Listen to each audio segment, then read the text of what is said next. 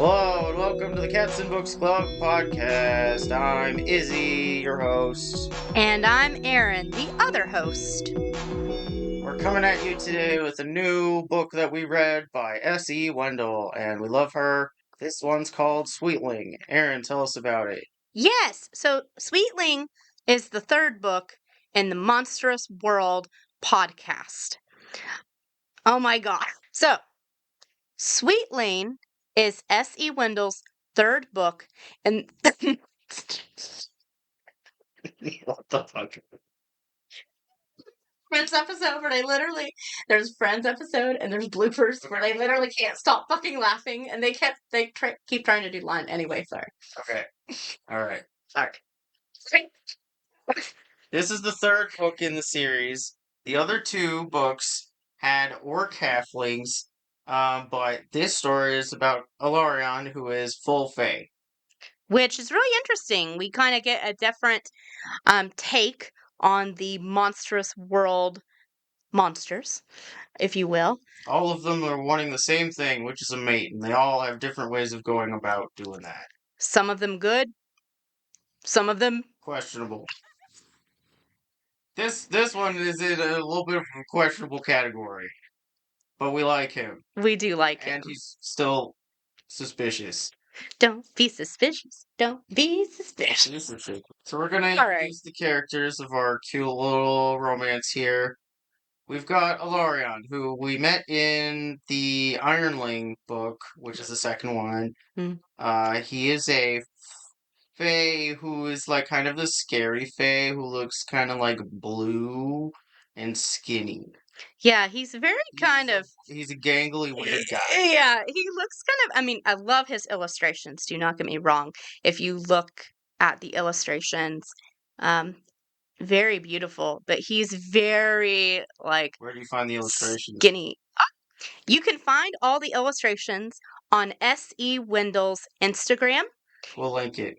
Yeah, and you can also you can find prints on her website if you want to buy prints of this very skinny, gothic-y Ilarion full fae gentleman. I will say from the illustrations that we have, even though he's kind of strange looking because he's got this like purplish gray skin, um, what I love is his clothing. His clothing is very aristocratic. Fancy man. Molly is our sort of romantic protagonist, who meets Ilarion because she's working at a tavern that he just happens to come into of that town that he's trying to buy land in and find a mate. And Molly, was in the middle of kind of a messed up situation because I think she was with her uncle, right? And her, Yes. what, cousins? Yes. Or The nieces? uncle, Wait, were they they were her cousins. cousins? Yeah. Younger cousins, Younger but cousins. She's but kind of yeah. like taking care of them, and like her shitty uncle's like siphoning away all of her money so she can't leave, and it's like your classic sort of, financial abuse and normal abuse situation. Mm-hmm. And Alarion sees her in the bar, and he's like, wow, she's so friendly and cool and like interested in me, and he's like, I must have her. He's very Ilarion is very persistent, shall I say. He sees her and he like always goes to that bar where she is at. And he kind of reminded me like when he's sitting at the bar and he's sitting there drinking his drink. Like it literally reminded me of Aragorn, how Aragorn in Lord of the Rings is like scary as hell.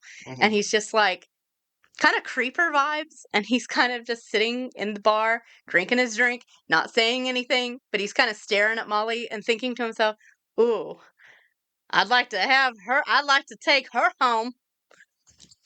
And he does that. He does. He's like, how much for your wife? I mean, my wife, my future wife. She doesn't know that she's my wife yet, but she's gonna. But she don't know. When I buy her with money dollars. And then she's like, "What the fuck do you mean you bought me from my uncle?" And of course, the uncle, because He's like, "I'll take it. yeah, Money. Yeah, yeah, you can yeah. have this bitch." I can't even remember how much he pays, but it's quite a lot. Like, it's a lot of Fae gold money. It's a lot of money. Money is meaningless to Faye. And then the uncle kind of goes to Molly and is like, "Hey, here you go. You're going with this gentleman. Goodbye." She's like, What? okay. Like, But she also has to abandon all her cousins Mm to that fucking guy, and she was in the middle of trying to take care of them, so she's stressed about that. hmm. Mm hmm. And she did have a plan that she was going to steal some things. She was going to run away. But instead, she kind of goes, "Well, where else am I going to go anyway?" So she ends up being like, alright, fine. But she's kind of resentful for it because she's like, the fucking nerve of this guy. Mm Why would you do that? hmm. Mm hmm. Our side character who hangs out with Alarion, I was like, Alarand, no. Bellarand is the horse. Oh my god. Alarion is the Fae who hangs out with the horse. Wendell, if you're listening to this.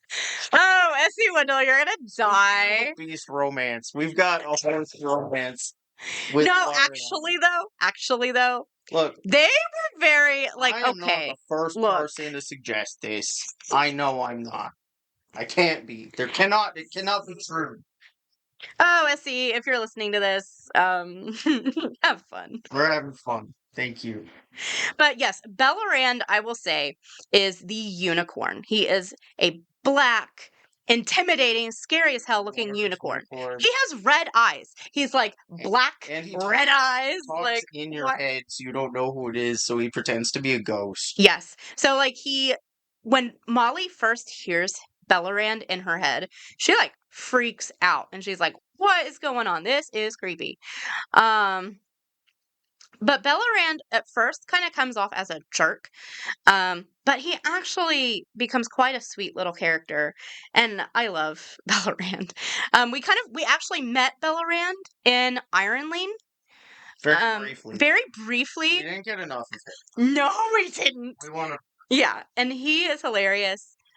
And I loved him so much. But we'll get more into him. Yeah, they have a cute arc where Molly and Bellarand are like snarky at each other. You know what it reminds me of is Hercules with Pegasus and Meg, Yes.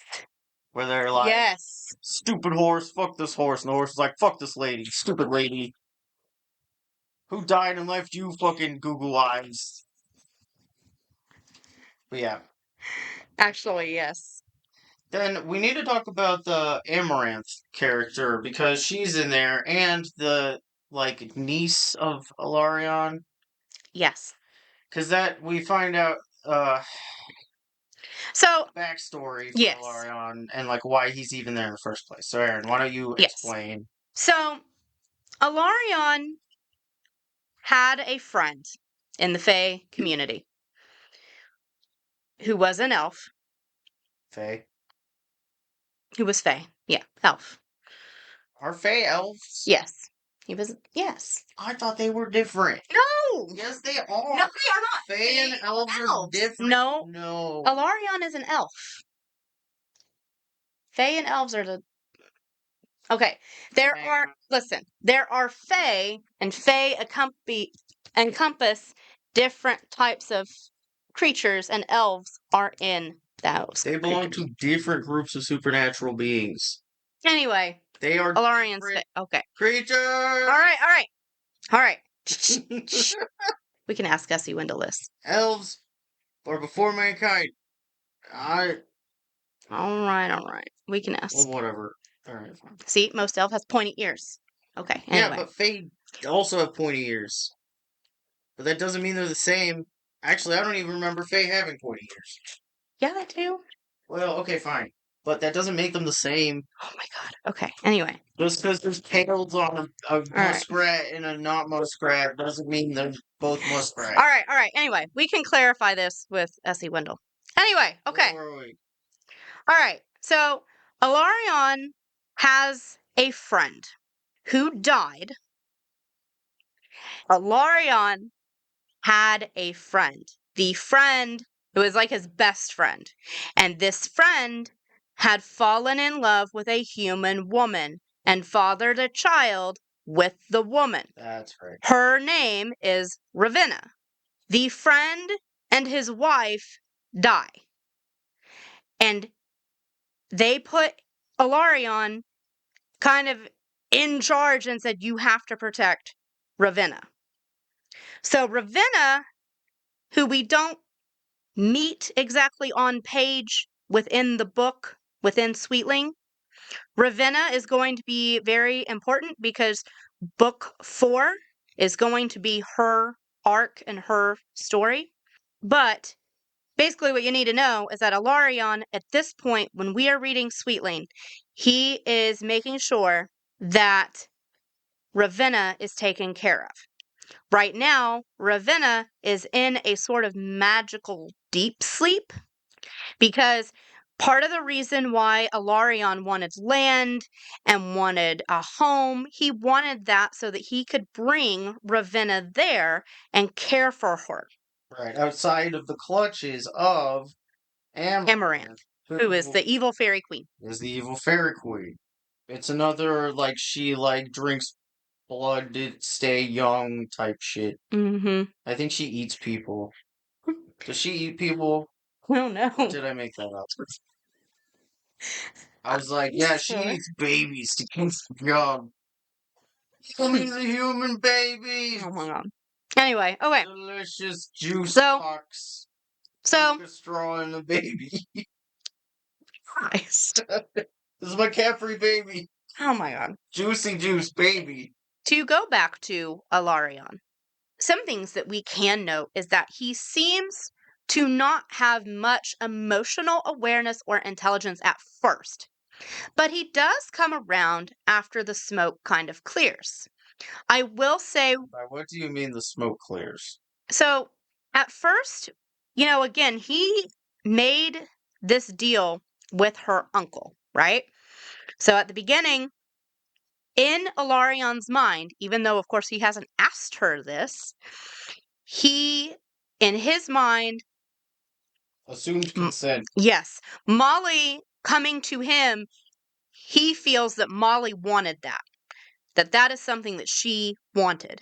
And then he is confused by her behavior because she's like Aloof. She's like, about don't the like it. injustice of being told what to do by a Yes, bunch of dudes. yes. And one, Normal. yes, and one thing that I did love, because we got to see Hakon and Oric again, just for a little brief second. But those two come riding up to Alarion's house.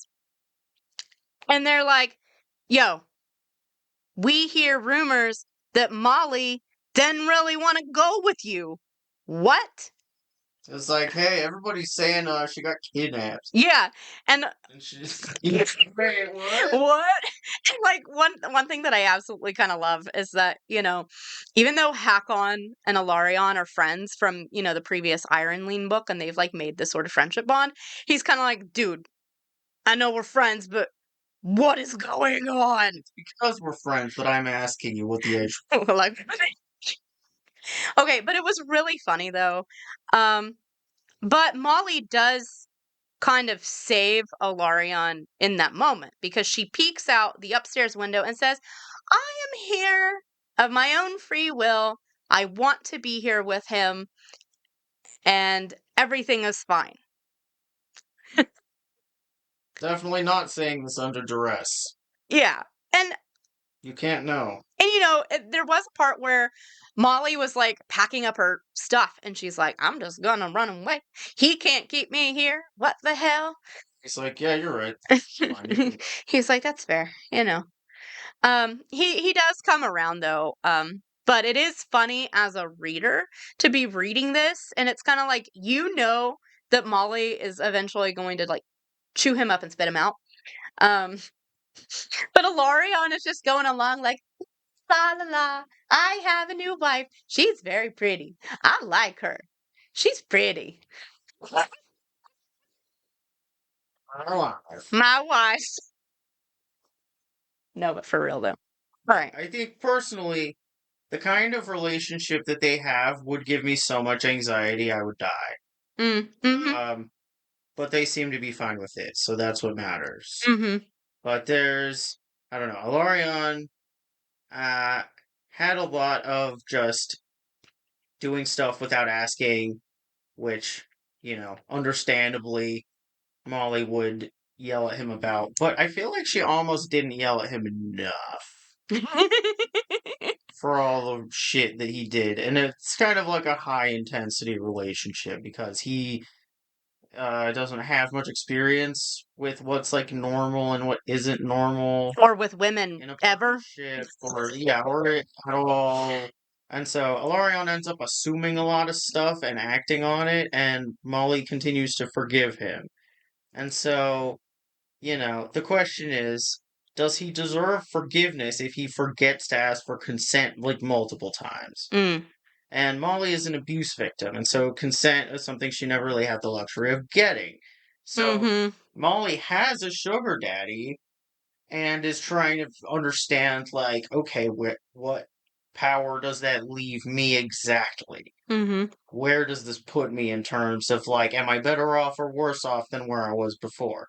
Better off because she doesn't have somebody, like, actually physically beating her up No. and, like, yelling at her. Like, he treats her well in that respect. But he did not treat her well in understanding enthusiastic consent. Mm-hmm. And so, I do wanna bring up one thing. Correct me if I'm wrong, but there is a part in the book where he does talk about, maybe not as soon as he should have, but he does say, "Hey, I don't expect you to have sex with me right away. right. Like, that is not something that I'm ever going to force you into. That is not what I ever intend on doing. We can do that when you're comfortable or at all." Like, I will say, once he came to the understand, because of course Molly finally says, "Look, dude, I didn't know that my uncle Was was gonna going to do that. do that. And I have a lot of issue." He says, "Look, I have a lot of little cousins at home that I am worried about." Yeah. So she's like, it's not really about this, it's about that. Mhm. That they are without me now, and I cannot help them like Mhm. I used to be able to be the shield, and now I can't because I'm here. And Mhm. it's great because I'm not being abused, but that doesn't help them. Right. And like she's so right for that. And Mhm. so he like gets it, and then he gets on board, which is like, great. We love that. But yeah, it took them a while. Right. Like they were having like real conflict about his not understanding boundaries and like what that means to even have them and like how to respect them and what that. And it's just so funny because yeah, men have a hard time with this fucking apparently. Not like they just don't understand what being like, is this okay before doing anything. It's like they hate doing it. Yeah, and They I hate just stopping for 1 second and being like, can I this? And then yes. accepting the answer if it's no. Right. And I will say, like, you can tell, like, there is one quote where, kind of towards the beginning, but there's a quote that just kind of made me go, "Ooh, that's hot." And that quote is from Molly's point of view, but she's saying, "Men weren't supposed to sound like that, like promises made over pillows, warm amber syrup over griddle cakes, and spicy bonfire smoke all in one." I mean, damn. There is another quote that really stuck out to me. And as we're talking about the abuse that Molly has suffered, there had been points in Molly's life in which she didn't have enough food to eat and in which she had been starving. So there's another quote that I kind of pulled. There's a moment where he kind of leaves the house and she doesn't know where he's at. And she kind of has this freak out because he's gone for a long time. Um, but I love this quote because it shows kind of again how oblivious Alarion was to her situation in the beginning. But she says, "Alarion, he wanted to enjoy it when she said his name, but honestly, he didn't in that tone, scolding and furious. You can't just do that to me. We're almost out of food. I didn't know when you would. I thought you were dead. I thought I was going to starve. And him. She pointed an accusing finger at the kitchen door. Bellerand had put his head through the open top half, peering inside with interest. Okay, look, but it's kind of humorous at that point. But then, Molly's like, look, I have had times where I have been starving. You cannot just leave me and not explain things. Right. Again, you have to communicate or people freak the fuck out. Mm-hmm. So anyway, that was something that I wanted to bring up. That was good, yeah. And then we kind of wanted to talk about Bellerand and Molly's relationship throughout the book. Of course, as you can tell from that last quote, they started out kind of begrudging little friends there, mates. Izzy, if you want to talk about this quote that I highlighted, it's really funny though. Aaron's making me do her work for her. I'm kidding. Making to break my voice is about to Aaron's chapped. The young ones are the sweetest, he said without a hint of remorse. He being Bellerand. Molly swallowed her horror and continued her campaign, making sure to procure additional large carrots when next they went to Milan. The large carrots were quickly a favorite. Soon, Molly had herself an enormous household pest, one that enjoyed scaring the daylights out of her. With the split door open on top to catch the afternoon breeze, it was easy for Belleran to stick his head into the kitchen, and he loved to do it suddenly, never giving her a warning he was coming. Okay, that part was funny though, because can you imagine you have this big black unicorn with scary red eyes, and you'll just be in the kitchen like la la la la, and all of a sudden he's like, hello. Anyway, All right, I wanted to also bring up this other comment, and all right, so one of my favorite quotes from Ilarion, because goddamn, I mean, look, I know he's an idiot and he's not exactly smart at first. he's an idiot and he's not. He's an idiot, okay? But listen, one of these quotes, I mean, I can say he at least worships her body. He's into her. So, one of my favorite quotes is goddesses. He nearly wept, thinking about the perfection of her breasts. I just can't stop thinking about them. I mean, no, for real though. I think he would weep. Anyway, it continues on and says many, many of his fantasies involved those generous globes. His cock stirred with the smallest memory of last night, how she'd cradled his cock with her breasts and claimed him on her tongue.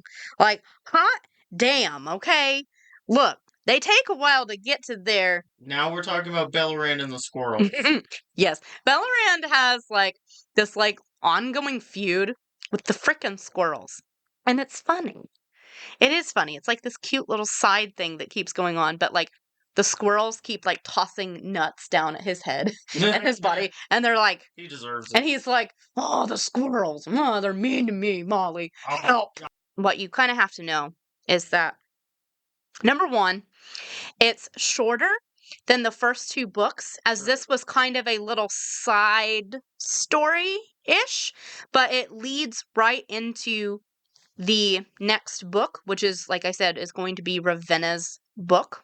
What I would say is if you're going into it reading this book, obviously I would read the first two books. If you haven't, go back, read those which first. are named Halfling, which was the first one in this series, Ironling, which is the second. The third one, what we are talking about today, is Sweetling. And the next book, which I believe releases in July this year, is called Failing. keep an eye out. Keep an eye out. That's right. What I would say is that I would read this book. Obviously, if you're going into this book, you need to be aware there are some. Characters from previous books. Yes, there's characters from previous books. Another thing you need to be aware of, if you have had any abuse before, you might just note that for yourself. There's not a lot of heavy-handed abusive scenes or anything like that. It's nothing crazy like that. It's just it might be triggering, with the kind of emotional manipulation aspect and verbal abuse. There's some of it, Mm. from her, Molly's old Mm-hmm. goal. Yes. And there's a little bit of uh, Amarantha abusing people Mm-hmm. for, youth. Yeah. But aside from that, no, it's not graphic. It's not even close to. No, it's Akatar not. was like, No, no, no, no, no. and then his eyeball came out. Sorry. Like no, no, no. So I will say, the ending was really good. It ends on a cliffhanger, which is going to lead again right into Ravenna's story. We are not going to spoil that ending here, but all in all, let's say, okay, we want to do our rating out of 10. Yeah, I'll go first. So I would give this 9 out of 10. yeah. What would you rate it? I think 8 out of 10 Hmm. I because it liked was a it. little short. Yeah, I liked it. so SE Wendel and I, we kind of go back and forth now on Messenger, on Instagram and stuff. And Kind of a big deal. it is kind of a big deal. It's kind of cool, guys. I mean, hey. And We're besties. she's very sweet. But I think I messaged her right after I read it, and I was like, okay, great that you have other books coming out, but I need 10 more of these two. 10. Just What 10. Orion and Valorant? Holly. Oh, and Molly. And Valorant. I think Valorant. I was like, Yeah. oh, it's only about Valorant. It's about Valorant. Thanks for joining us. And do you have anything? No. Quick cat update. My Oh, cats are still alive and well, and that's my cat update. mine are also still alive and well. Not too much is going on with them. We need to get them in for vet appointments, but Brain cells still rubbing. Everybody have a good rest of your day. That's been the Cats and Books Club update. Bye. bye.